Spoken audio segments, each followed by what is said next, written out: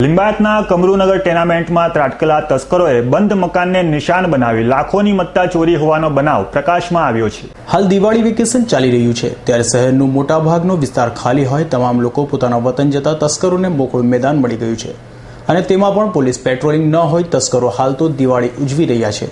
ત્યારે રાત્રિના સમયે લિંબાયત પોલીસ મથકની હદમાં કમરૂનગર પોલીસ ચોકીની પાછળ આવેલ કમરૂનગર આવાસમાં મકાન નંબર 16, 17 અને 5માં રાત્રિના સમયે તસ્કરો ત્રાટક્યા હતા અને પાડોશના મકાનોને બહારથી બંધ કરી બંધ મકાનોમાંથી રોકડ અને દાગીનાની ચોરી કરી ભાગી છૂટ્યા હતા।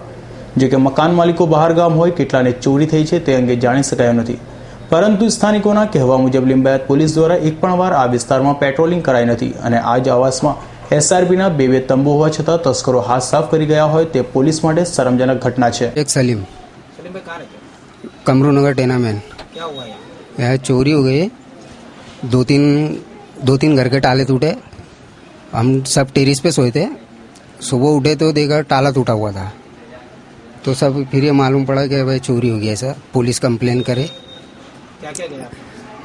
एक सुनने का पत्ता था, रोकड़ा 1500 रुपये थे, मोबाइल था, बस ये गया। क्या लगता है आपको चोर तो गली मोहल्ले का ही होना चाहिए। हाँ,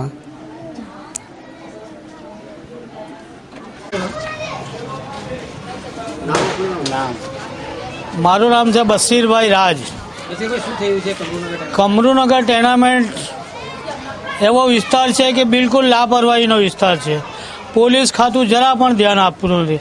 અનેક વાર પોલીસ સ્ટેશનમાં જઈને રજૂઆત કરી, ડિસ્ટાફવાળાને જાણ કરી કે કમરૂનગર ટેનામેન્ટની અંદર લુખ્ખાગીરી વધી ગયેલી છે, ચોરી લૂંટપાટ થાય છે। બહારના લોકો આવીને ફૂટપાથની ઉપર લારી ગલ્લા પર આમ તેમ સૂઈ રહે છે અને તે લોકો કામ બજાવી જાય છે, ચોરી કરી જાય છે। આજે 5 ઘરની અંદર તાળા તૂટેલા છે, અનેક ઘણું નુકસાન થયું છે, લોકોના પૈસા જતા રહેલા, સામગ્રી જતી રહેલી છે। પોલીસ ખાતું કોઈ ધ્યાન આપતું નથી। અહીંયા પોલીસની ચોકી નજીકમાં હોવા છતાં કમરૂનગર ચોકીવાળા કોઈ ધ્યાન આપતા નથી। 9 વાગે એટલે પોલીસ ચોકી બંધ થઈ જાય છે અને બંધ થયા પછી કોઈ ધ્યાન નથી આપતું। SRPના તંબુ છે, SRP વાળા કોઈ ધ્યાન આપતું નથી, તો અમારે કોની પાસે જવું, ક્યાં ફરિયાદ કરી? અમારી ફરિયાદ પર કોઈ ધ્યાન આપતું નથી। ત્યારે હવે પાંગડી સાબિત થઈ રહેલી લિંબાયત પોલીસ પોતાની આબરૂ બચાવવા રીઢાઓને ઝડપી પાડશે કે પછી જેમ ચાલે છે તેમ જ ચાલશે તે જોવું રહ્યું। Bureau report S9 news Surat.